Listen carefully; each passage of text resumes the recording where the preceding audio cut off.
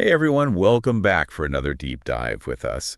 Today we're looking at, well, kind of a lot actually. We've got some really interesting stuff happening both globally and a bit closer to home, with how climate change is impacting, well, everything really, even the ocean. And then over in India, there's this whole new take on Lady Justice that's got people talking. It's funny how these things happen, right? You start digging into one issue, and before you know it, you're connecting the dots to something happening on the other side of the world. Like, who would have thought that what we eat could be impacted by the temperature of the ocean thousands of miles away? Or that an ancient symbol like Lady Justice could spark such a debate in this day and age? It's all connected, right? I mean, that's what these deep dives are all about. But okay, let's jump right in, shall we? First up, let's talk about these, what are they called? Marine heat waves? Right, MHWs? MHWs, like the scientists call them. And to be honest, when I first heard about this, I thought, okay, so the ocean's warm, it's always moving around, what's the big deal? Yeah, a lot of people think that, but it's not as simple as that. We're not just talking about like a warm day at the beach. These MHWs, they're like prolonged heat waves, but underwater. And they can reach depths that are, well, pretty mind-blowing. We're talking about the twilight zone of the ocean. Twilight zone, huh? Okay, now you've got my attention. Yeah. What is this twilight zone, and why are these marine heat waves such a big deal for it? So the twilight zone, or the mesopelagic zone, if you want to get all scientific, is this area that sits way down, like 200 to 1,000 meters below the surface. It's home to a ton of marine life, fish, squid, you name it, and they're all crucial for the ocean's food web. And get this zone, it plays a huge role in keeping our planet's climate in check because it absorbs a lot of the carbon dioxide from the atmosphere. So it's like this whole delicate balance down there, and these marine heat waves are messing it up. Pretty much. They're like these surges of heat, often driven by climate change and made worse by things like El Nino. They push these ecosystems, which are used to stable temperatures, way beyond their limits. I see. So, like, we hear about coral bleaching and stuff, but this is even bigger than that. Well, it's way bigger. Think entire ecosystems getting disrupted. We're talking fish kills, damage to kelp forests, the whole 9 yards. And this impacts us directly because it affects fisheries and economies worldwide. So what you're saying is that salmon I had for dinner last night, that could be connected to one of these marine heat waves happening halfway across the world.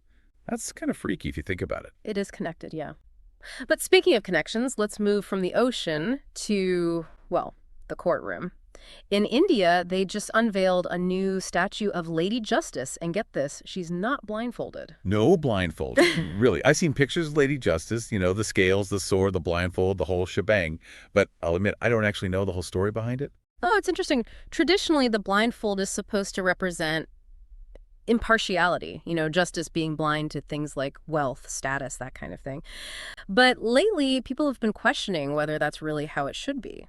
Some argue that real justice means seeing the bigger picture, the context, and admitting that, yeah, sometimes things aren't equal for everyone. So India getting rid of the blindfold, that's a pretty big statement then. What's the thought behind that? It's about being more transparent, for one. They see it as a way to move away from their colonial past, because their legal system is still heavily influenced by that. This new statue, it even has a copy of the Indian Constitution instead of the sword. It's like they're saying, we're doing things our own way now. Right, they're not just blindly following tradition. But does a statue actually mean things are going to change in the legal system? Or is it more symbolic? That's the million-dollar question, isn't it? Some say it's just symbolic, but others point to some recent court decisions as proof that things are changing. Like, the Supreme Court clarified the Benami Transactions Act, which deals with illegal property, and that could have a major impact on corruption and money laundering cases. So maybe seeing really is believing in this case. But on a totally different note, let's talk about these locusts. I mean, it sounds like something out of a movie, but India's got a real problem on their hands with those things. Oh, yeah, it might sound strange, but locusts are a serious threat, especially for a country like India that relies so heavily on agriculture. And we're not talking about a few grasshoppers here and there. These are like swarms of them, and they can wipe out entire fields of crops incredibly fast. Right, and India's got a massive population feed, so food shortages are a huge concern. It seems like every day there's a new threat to the world's food supply, climate change, wars, now this. It's a lot. It really shows how everything is connected, doesn't it? But hey, even with all these challenges, there are some amazing things happening too. Indian scientists are doing some incredible work with this new smart insulin they're developing. Oh yeah, I was reading about that. Insulin's been in the news a lot with the costs and all. Yeah. What's the deal with this smart insulin? How does it work? Imagine insulin that could, like, read your blood sugar levels and know when to kick in and when to back off. That's what they're working on. It's designed to switch on and off depending on your glucose levels, releasing more insulin when you need it and less when you don't. So instead of constantly checking their blood sugar and adjusting doses, people with diabetes could just, like, let this smart insulin handle it. That's the idea, yeah. It's still being tested, but early trials on animals are looking pretty good. It seems to be just as effective as regular insulin, but obviously they still need to do human trials to make sure it's safe and all that. But if it works, it could be revolutionary, especially for people who have a hard time managing their diabetes with the current treatments. That's amazing. It's great to see this kind of cutting-edge research coming out of India. Talk about a game changer. But speaking of global challenges, we can't forget about the changing landscape of, well, warfare. You're right. We've talked about food security, health, but there's this other kind of stealthy threat that's becoming more and more important: hybrid warfare. It's kind of like, those games where you don't know what the other player is really up to? It's like that, but on a global scale, and the stakes are way higher. Okay, so not just about armies and weapons anymore. So what are we talking about here with hybrid warfare? Think cyber attacks, but like really big ones that can shut down entire power grids or hospitals, essential stuff. And then there's disinformation campaigns spreading fake news and propaganda to mess with people's minds and make them question what's real. Oh, and we can't forget about economic warfare, using sanctions and trade deals as weapons. It's basically about using all the tools in the shed, even the sneaky ones, to gain an advantage. Sounds like something out of a spy movie. And you're saying India's right in the middle of all this. Oh, absolutely. They've got a lot on their plate geopolitically, and they're realizing that the old ways of fighting might not cut it anymore. It's not just about who has the most tanks or the biggest bombs. It's about who can control the narrative online, who can protect their systems from being hacked. So it's a whole new battleground, basically. How is India preparing for this? Well, they're putting a lot of resources into cybersecurity, beefing up their intelligence agencies, and figuring out ways to combat disinformation. Plus, they're teaming up with other countries that are dealing with the same stuff because, let's face it, no one can handle this alone. Right, it's like the enemy of my enemy is my friend or something like that. Exactly. Except in this case, it's more like, hey, if your networks are vulnerable, mine probably are too, so let's work together. But, speaking of big picture stuff, let's shift gears a bit and talk about these Sustainable Development Goals, the SDGs. Oh, yeah, the SDGs. Those are important, right? To be honest, I always see those little icons, but I can never quite keep them all straight. What are they all about again? Basically, they're like a roadmap for a better future for everyone. They cover all sorts of stuff: ending poverty, fighting hunger, making sure everyone gets an education, promoting gender equality, tackling climate change, you name it. There are 17 goals in total, all agreed upon by, like, almost every country in the world back in 2015. The idea is to hit these goals by 2030. Ambitious. So it's like a global to-do list for a better world. Where does India fit into all of this? Well, with India having so many people and such a rapidly growing economy, what they do makes a big difference. And they've actually made some serious progress, especially when it comes to things like reducing poverty, improving sanitation, and getting more kids in school. Yeah, I read about that sanitation initiative, the Swachh Bharat mission. That's huge. It really is.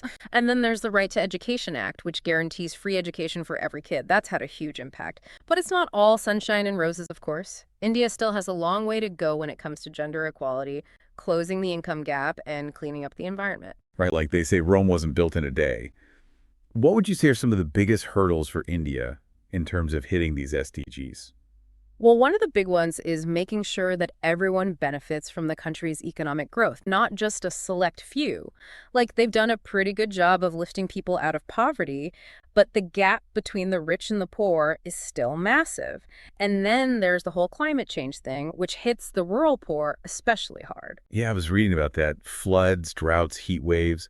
Those things can wipe out an entire year's worth of crops in no time. It's devastating. Absolutely. And a lot of these communities just don't have the resources or the infrastructure to bounce back from these disasters. It creates this awful cycle where climate change pushes people deeper into poverty, which in turn makes them even more vulnerable to climate change. It's like a perfect storm, and it really highlights how interconnected everything is, right? You can't address poverty without addressing climate change, and you can't address climate change without addressing things like education and access to resources. You got it. And that's why these SDGs are so important. They force us to think about these challenges in a more holistic way, to realize that we can't just focus on one thing in isolation. It's like that old saying, can't see the forest for the trees. Exactly. We need to see the whole picture, the forest, the trees, everything. And that's what India is trying to do, to connect the dots and find solutions that address multiple challenges at once. It's a tall order for sure, Mm. but it sounds like they're making some headway. They are, and the thing is, what India does matters, not just for them, but for the whole world. They're such a huge country with a growing influence on the global stage, so their successes and failures have ripple effects everywhere. Yeah, it's a big responsibility. But it seems like they're stepping up. But I'm curious, with all these interconnected challenges we've been discussing, is there like a common thread, something that ties it all together? You know, you're right, there is. And it's something that runs through everything we've talked about today, whether it's the ocean, the legal system, technology, or those global goals. It's the need to look at things holistically. You can't just focus on one piece of the puzzle and expect to solve the whole thing. Right, like with those marine heat waves. Yeah. It's not just an environmental problem. It affects our food, the economy, maybe even our health directly. Exactly. And think about that smart insulin. It's a fantastic invention, but it won't make a real difference if people can't get healthcare, can't afford it, or don't know enough about managing their diabetes in the first place. It all goes back to that saying, it's all connected. It really is on a global scale. And that's why initiatives like those Sustainable Development Goals are so important. They give us a framework for tackling these huge, complicated issues in a way that recognizes that progress in one area depends on what happens in others. So it's not just about checking things off a list. It's about seeing the big picture, right? Yeah. Seeing how it all fits together. Exactly. It requires a different way of thinking. We have to step outside of our own little bubbles and think about how what we do affects everything else, both close to home and on the other side of the world. And that reminds me of that new statue of Lady Justice in India, taking off the blindfold. It's like a powerful symbol of needing this holistic view of justice. Yeah. You have to see the specifics of each case, the history, the systems in place, all of it. It's saying that real justice isn't about ignoring differences, but about acknowledging them, understanding them, and actively challenging the systems that create inequality.